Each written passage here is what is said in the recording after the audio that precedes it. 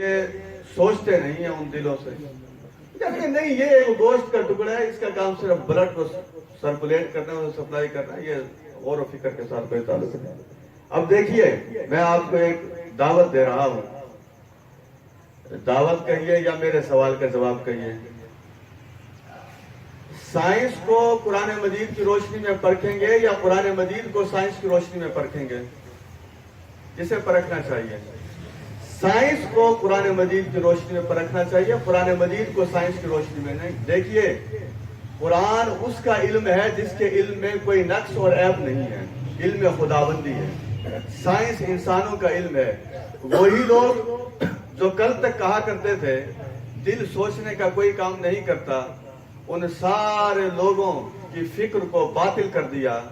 امریکہ کے heart specialist نے اس کی کتاب دل کے اوپر آ چکی ہے، اور اب سارے سائنسدان خاموش ہو گئے اور ساری زبانیں گنگ ہو گئیں۔ اس نے کہا جو دماغ کے سیلز ہیں سوچنے کے، دل کے پاس بھی ویسے اپنے سیلز ہیں۔ میں اس نتیجے پر پہنچا ہوں، it is far more than a pumping machine, یہ ایک خون کی ترسیل کرنے والی مشین سے بہت آگے کی چیز ہے۔ یہ کیا ہے ابھی تک ہم اس کے نتیجے تک نہیں پہنچے۔ اب بات کر رہے ہیں، ہم نے تو آپ کو پہلے کہہ دیا تھا کہ ہمارے نوجوان جو تعلیم یافتہ بیٹھے، میں ان سے بھی کہوں گا، مجھے افسوس ہے ہم طالب علموں سے سوال کرتے ہیں کہ تلاوت قرآن کا، فہم قرآن کا آپ کا کیا معمول ہے؟ فہم کا تو بہت بات کی بات ہے، 1% اسٹوڈنٹ ہیں جو روزانہ تلاوت قرآن کرتے ہیں، 1%۔ جس قوم میں کالجز میں 1% طالب علم قرآن مجید کی روزانہ تلاوت کرتے ہوں، وہ پوری دنیا میں حکمرانی کرے گی وہ امت۔ یہاں بھی جتنے افراد ہیں ان سے آپ پوچھ لیجئے کہ آپ کا کیا معمول ہے، قرآن مجید کے ساتھ تعلق کا کیا معاملہ چل رہا ہے، تلاوت کا کیا ہے، سماعت کا کیا ہے، دعوت کا کیا ہے، فہم کا کیا ہے، نفاذ کے بارے میں کیا ہے۔ تو یہ نظام تو ہمارے اندر کام کر رہے ہیں، نظام ایک نظام ہے، نظام تنفس ہے۔ ان سارے نظاموں کو آپ دیکھیں، نظام تولید ہے۔ دیکھیے ہمارے ایک پروفیسر صاحب تھے، فوت ہو گئے، امیر خان صاحب، ایمرسن کالج کے، اللہ تبارک و تعالیٰ ان کی مغفرت فرمائے۔ میں الحمدللہ کے حوالے سے ایک صرف بات واقعہ آ گیا تو سنانا چاہتا ہوں۔ ہم لوگ جو موجود نعمتیں ہیں اسے کسی سینس میں نہیں دیکھتے، جو نعمتیں ابھی نہیں ملی انہی کی طرف غور و فکر کرتے رہتے ہیں۔ اللہ تبارک و تعالیٰ مزید نعمتیں عطا فرمائے، لیکن یہ کہ جو نعمتیں موجود ہیں ان کے بارے میں کیا رویہ ہونا چاہیے۔ امیر خان صاحب رمضان مبارک میں نماز تراویح پڑھ کر اپنے گھر تشریف لائے، سائنس کالج کی بیک پہ ان کا گھر ہے۔ انہیں فالج کا اور کوئی اور ڈیزیز تھی، وہ ایسا اٹیک ہوا کہ جسم بالکل ساکن ہو گیا۔ بیٹا اسی مرض کا اسپیشلسٹ ہے، بہت ٹریٹمنٹ ہوا، بڑے اچھے ہاسپٹلز میں علاج ہوا۔ ایک دن میں ان کی عیادت کے لیے گیا، ان کے گھر ایسے لیٹے ہوئے تھے، بہت نفیس اور بہت صاف ستھرے اور بہت اچھے انسان تھے۔ مجھے کہنے کہ حافظ صاحب ذرا میرے پاؤں کی طرف دیکھیں۔ میں نے ان کے پاؤں کی طرف دیکھا،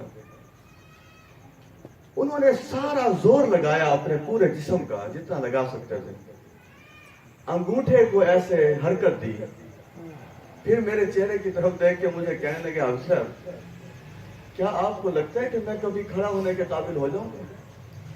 یہ میرا انگوٹھا آپ کو کیا بتاتا ہے، یہ حرکت آ جائے گی اس کے اندر؟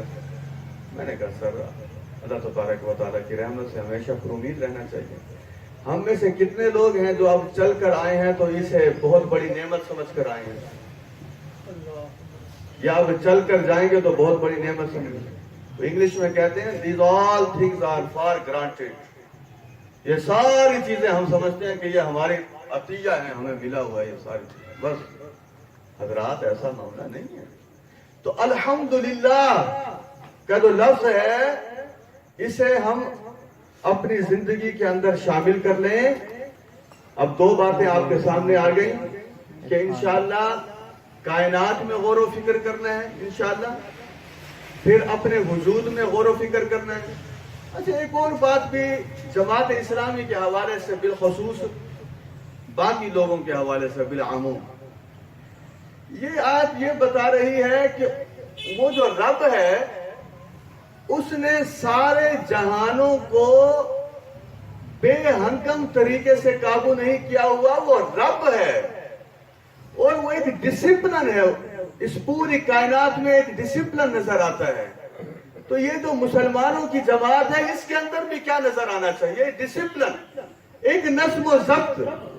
یہ کائنات کا صرف ایک ستارہ ادھر سے ادھر ہو جائے، یہ جو اوپر آسمان ہے، سورج جس فاصلے پہ ہے تھوڑا سا قریب آ جائے، جس فاصلے پر ہے تھوڑا سا دور ہو جائے، ہم کہتے ہیں نا کہ قیامت کیسے ہوگی اور کیا ہوگا؟ وہ خدا کا شکر ادا کریں، یہ سورج کو ایسے فاصلے پر رکھا ہوا ہے، نہ ٹیمپریچر کم ہوتا ہے نہ ٹیمپریچر ایسا بڑھتا ہے کہ زندگی ناممکن ہو جائے ہم سب کے لیے۔ تو ہماری زبان پر ہر وقت یہی جملہ ہونا چاہیے، الحمدللہ الحمدللہ۔ اور پھر آپ دیکھیے اب اس آیت مبارکہ کو ہم یوں دیکھتے ہیں، نبی اکرم صلی اللہ علیہ وسلم نے ان الفاظ کو دعائیہ شکل دے دی۔ کھانا روزانہ کھاتے ہیں، کھانا کھانے سے پہلے بسم اللہ پڑھنا، کھانا کھانے کے بعد الحمدللہ۔ حدیث میں آتا ہے جو شخص یہ دعا پڑھتا ہے، الحمدللہ الذی اطعمنی ورزقنی بغیر حول منی ولا قوہ، تمام تعریفیں اس ذات کے لیے ہیں جس نے مجھے کھانا کھلایا اور مجھے رزق دیا۔ غور کیجئے گا، فکر پر غور کیجئے گا، کیا فکر ہے؟ جب انسان کھانا کھاتا ہے نا، آج کل جیسے تنخواہ دار طبقے کو پیسے ملے ہوئے ہیں، یا جو زراعت پیشہ ہیں فصلوں کے پیسے آ جاتے ہیں، یا جو ڈیلی انکم کرنے والے ہیں، بھئی ہم نے یہ کیا ہے تو ہمارے پاس یہ آ گیا، ان سارے فلسفوں کو رد کیا جا رہا ہے۔ الفاظ کیا خوبصورت ہیں، بغیر حول منی ولا قوہ، اور یہ جو کھانا میرے سامنے آ گیا ہے یہ میری کسی بھی قسم کی قوت اور طاقت کے بغیر صرف اس کی رحمت کی وجہ سے میرے سامنے آ گیا۔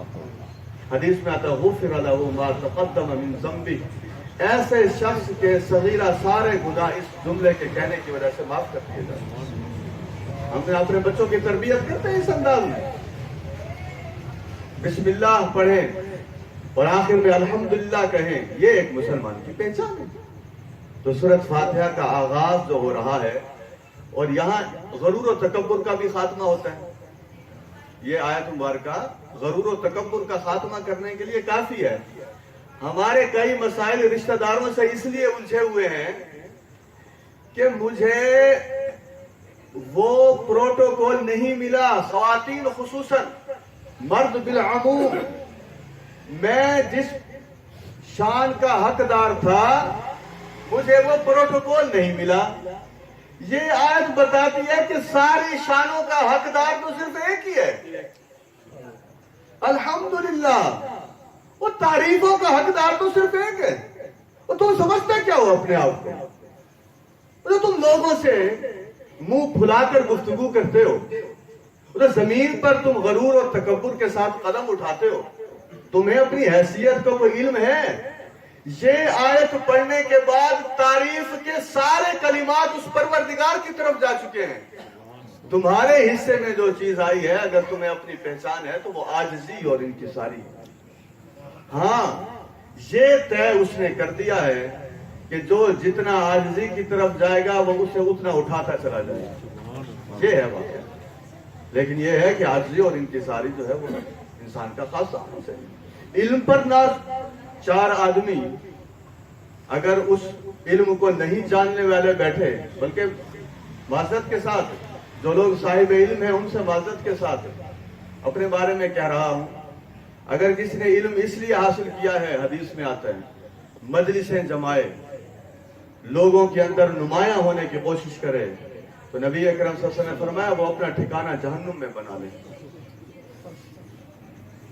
وہ تعریف کے حقدار تو صرف ایک ذات ہے، اللہ تبارک و تعالیٰ کی۔ یہ اپنا یونیورسٹی سے پہلے جو سٹاف ہے मैरिज करा बहादुरपुर।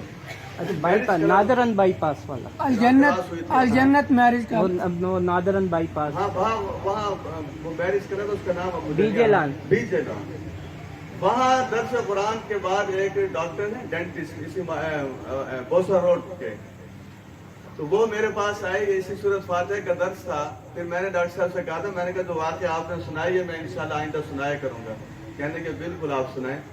तो कहने लगे कि मैं ऑस्ट्रेलिया गया किसी कॉन्फ्रेंस में, वहाँ यहूदी भी थे, सिख भी थे, हिंदू भी थे, ईसाई भी थे, मुसलमान भी थे। कहने लगे मैं थोड़ी देर वहाँ बैठा रहा, तो एक ईसाई मुझे कहने लगा आर यू मुस्लिम? मैंने कहा यस, मुसलमान हूँ। उसने कहा व्हाई डोंट यू से अल्हम्दुलिल्लाह? अगर मुसलमान हो फिर तुम्हारी जबान से ये क्यों नहीं निकल रहा अल्हम्दुलिल्लाह? कि मुसलमान की ये पहचान है कि उसकी जबान से ये जुमला निकलता है। कहने लगे मुझे बड़ा एहसास हुआ कि भाई इससे मुसलमानों के, तो मैं ये समझता हूँ it has been a universal praising sentence. ये एक आलमगीर पहचान मुसलमान की भी बन गई है और अल्लाह तबारक व तआला की। और बल्कि सच्ची बात ये है, अरबी जितने मुसलमान हैं उन्हें इतनी इतनी अरबी तो आती है। अल्हम्दुलिल्लाह, सुबहान अल्लाह, अल्लाहु अकबर, ला हौला वला कुव्वता, ये सारे अरबिक लैंग्वेज के लफ्ज हैं। तो हमें अरबी जबान से भी मोहब्बत और आशनाई होनी चाहिए। डॉक्टर साहब जैसे फरमा रहे थे कि फहम कुरान उस वक्त तक हो नहीं सकता जब तक अरबी जबान के साथ इंसान की उनसीयत ना हो, मोहब्बत ना हो। तो मैं समझता हूँ ये जो पहली आयत मुबारक है, ये गुरूर और तकब्बुर को खत्म करने के लिए एक आजमूदा नुस्खा है। इस पर गौर कीजिए और फिर आप देखें मुसलमानों की हम हर बात में हौसला शिकनी नहीं करते। अब भी जो पोजीशन होल्डर्स होते हैं, जब उनसे इंटरव्यू लिया जाता है कि आपकी कामयाबी के अंदर सबसे ज्यादा किरदार किसका है, सबसे पहले वो किसे खराज तहसीन पेश करते हैं? अल्हम्दुलिल्लाह, अल्लाह तबारक व तआला। तो जिसके बच्चों ने जो कामयाबी हासिल की, जिसके बच्चे जिस रास्ते पर चल रहे हैं, घर मिल गया, गाड़ी मिल गई, टाइम कितना रहता है?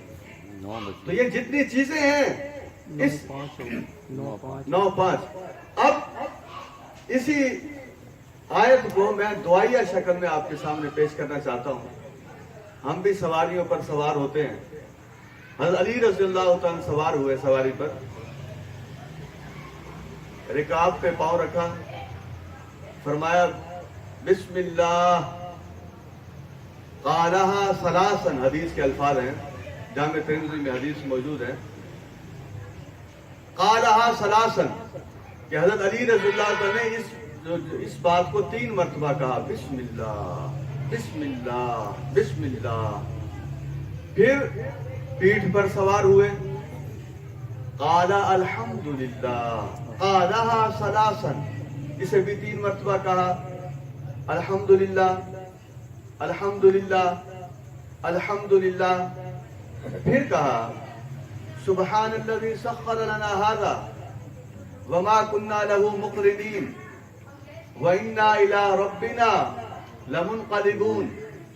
अल्लाहुम्मा इन्नी ज़लमतु नफ्सी फ़ग़फ़िर ली फ़इन्नहु ला यग़फ़िरुज़्ज़ुनूबा इल्ला अंता। अल्लाहु अकबर, अल्हम्दुलिल्लाह। फ़ज़ाहिका अलीयुन, हज़रत अली रज़ियल्लाहु अन्हु ने ये फिक्रे कहने के बाद मुस्कुराने लगे। तो जो मौजूद थे ताबई, उन्होंने पूछा कि आप मुस्कुरा क्यों रहे हैं?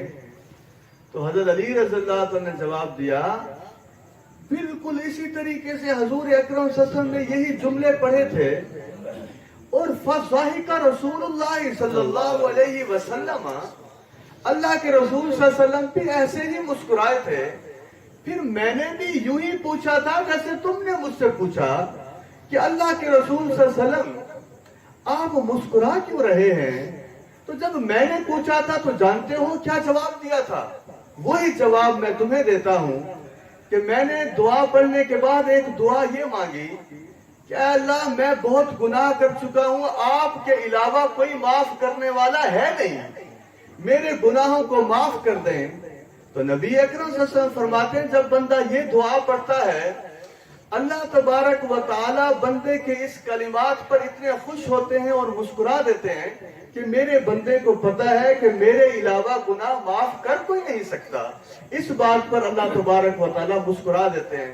تو سچی بات یہ ہے کہ جو الحمدللہ ہے, میں یہ کہتا ہوں, دیکھیے کہتے ہیں کسی کو معاف کرنے کے لیے بڑا دل کرنا چاہیے. یہ فکر آپ نے سن رکھا ہے. میں جذبات میں آ کر نہیں کہہ رہا, حقیقت میں کہہ رہا ہوں. اگر یہ معافی کا سلسلہ رب کی طرف سے نہ ہوتا, اس لان میں جتنی عورتیں آئی بیٹھی ہیں اور جتنے مرد آئے بیٹھے ہیں, ان ساروں کو بشمول میرے گناہ پر پکڑ لیا جاتا, کوئی ایک یہاں زندہ نہ بیٹھا ہوتا, ساروں کی واپسی ہو چکی ہوتی. یہ ہماری یہاں واپسی اور یہاں بیٹھنا یہ اس بات کی علامت ہے وہ معاف کرنے والا ہے, وہ بہت ہی معاف کرنے والا ہے. مسئلہ گناہوں کا ہے ہی نہیں. پورا قرآن پڑھ لیجیے آپ, مسئلہ گناہوں کا نہیں ہے, مسئلہ ہے گناہوں پر ڈٹ جانے کا. گناہ کیجئے, توبہ کے راستے پر آ جائیے. اچھا پھر تو آپ دیکھیے, اب ہم پہلی آیت پر ہی ابھی گفتگو کر رہے ہیں, اگلی آیات پر انشاءاللہ کل گفتگو ہوگی, وقت ابھی ختم ہونے والا ہے. دیکھیے حدیث میں آتا ہے یہ جو الحمد ہے, یہ ڈاکٹر صاحب یا سیاسی لوگ کہتے ہیں ہمارے جی کوئی سنتا نہیں ہے. جن لوگوں نے ووٹ بھی دیے تھے نا ابھی کسی خاص پارٹی کو, وہ ابھی سے کہنے شروع ہو گئے ہماری کوئی سنتا ہی نہیں ہے, ہم نے اتنے کام کیے تھے کوئی سنتا نہیں ہے. اور ان لوگوں کے رویوں کو ذہن میں رکھیں. پھر جو نماز میں آپ کہہ رہے ہوتے ہیں سمی اللہ لمن حمدہ, کیا ترجمہ ہے اس کا؟ سمی اللہ لمن حمدہ.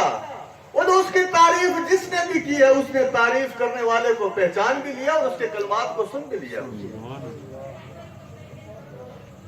ربنا لک الحمد, اللہ ساری تعریفیں آپ کے لیے. ذرا ایسی زندہ نماز پڑھ کے دکھائیں نا, یہ کیا نماز ہوئی؟ میں وہ گزارش کر رہا تھا کہ ان کلمات کو دعائیہ شکل دی ہے نبی اکرم صلی اللہ علیہ وسلم نے. احادیث کا روزانہ اپنے گھر میں, اچھا جی ہاتھ کھڑا کریں جن کے گھروں میں روزانہ درس حدیث اور درس قرآن ہوتا ہے. چلیں کوئی بات.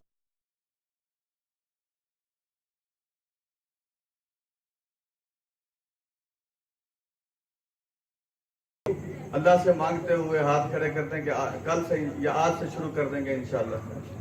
ٹھیک ہے, کل بھی میں پوچھوں گا, یہ نہ ہو آپ کہیں پوچھ رہے ہیں ہم درس میں ہی نہیں جاتے. کہ شیطان یہ بڑے کارنامے سر انجام دیتا ہے. وہ کہتا ہے کہ وہ آج پھر پوچھیں گے, اس لیے بہتر ہے کہ آج جاؤ ہی نہ. ایسی بات نہیں ہے, ہم سارے کمزور ہیں. میں نے آپ کو پہلے بتا دیا کہ یہ کام آج سے شروع کر دیں گے انشاءاللہ. اس کی ضرورت ہے یا مقصد ہے یہ ہمارا؟ تو مجھے بتائیے, مقصد ہے عبادت خداوندی, نہ درس قرآن ہو رہا ہے نہ درس حدیث ہو رہا ہے, وہ مقصد پورا کیسے ہو جائے گا؟ بھائی مقصد کے لیے آخر کوئی چیز تو چاہیے. مقصد ہے ڈاکٹر بننا, میڈیکل کی کتابوں کے قریب نہیں جانا. یہ پتہ نہیں کہ دنیا کا نوکا ڈاکٹر بنے گا. مقصد ہے عبادت خداوندی. وہ عبادت کے طریقے جن کتابوں میں لکھے ہوئے ہیں ان کا درس نہیں ہونا گھروں میں, تو پھر کیسے ہو جائے گا یہ سارا کچھ؟ اب ذرا سنیے یہ کلمہ کتنا شاندار ہے. نبی اکرم صلی اللہ علیہ وسلم نے فرمایا جو آدمی سبحان اللہ و بحمدہ 100 مرتبہ پڑھتا ہے, اللہ تبارک و تعالی سمندر کی جھاگ کے برابر بھی اس کے صغیرہ گناہوں سارے معاف فرما دیتے ہیں. کتنا ٹائم لگے گا سبحان اللہ و بحمدہ پڑھنے پر؟ لیکن ایسا نہ کیجئے گا, کچھ وظیفہ کرنے والے یا سبحان اللہ و بحمدہ پڑھ رہے ہوتے ہیں, کوئی انہیں چھیڑتا ہے کہنا میں وظیفہ پڑھنا پھرتا نہ دستا, تو پھر اس قسم کی صورتحال نہ. وظیفہ پڑھنے کا مقصد ہی اپنے اس ذات کے اندر تبدیلی پیدا کرنا. ہمارے ملتان میں مشتاق کالونی ہے, وہاں امام صاحب مصلی پہ کھڑے تھے, تکبیر پڑھ لی گئی, کوئی جھگڑا کسی آدمی کے ساتھ چل رہا تھا, وہ صف میں پہلی صف میں کھڑا تھا, تو امام صاحب جب سے کہتے ہیں بھائی صفیں درست کر لیں, میں بھی 6 7 نمبر پہ کھڑا تھا, इमाम साहब ने उस आदमी को कहा फार्द पढ़ा ला तेन तोन के जवाब देवांगा। हमारा मुआशरा अखलाकियात तो हमारी ये है ना कि इस मुआशरे की ये अखलाकियात हो, वो क्या सूरत फातिहा से सीखेंगे, वो क्या पहली आयत से सीखेंगे, दूसरी से सीखेंगे, तीसरी से। ज़हन में रख लीजिए नबी अकरम सल्लल्लाहु अलैहि वसल्लम ने फरमाया क़यामत में मेरे सबसे करीब वो होगा जिसके अखलाक सबसे अच्छे होंगे और मेरा सबसे दूर वो होगा जिसके अखलाक सबसे बुरे होंगे। तो क्या ख्याल है हम इंशाल्लाह गालम गलोच को खत्म कर देंगे, इंशाल्लाह झगड़ों को खत्म कर देंगे इंशाल्लाह। घरों के अंदर फिर देखें कैसे बरकत आती है। गालियों से तो बरकत आने से रही, शोहर भी गालियां दे रहा है, बीवी भी गालियां दे रही है, बच्चे भी गालियों पे लगे हुए हैं।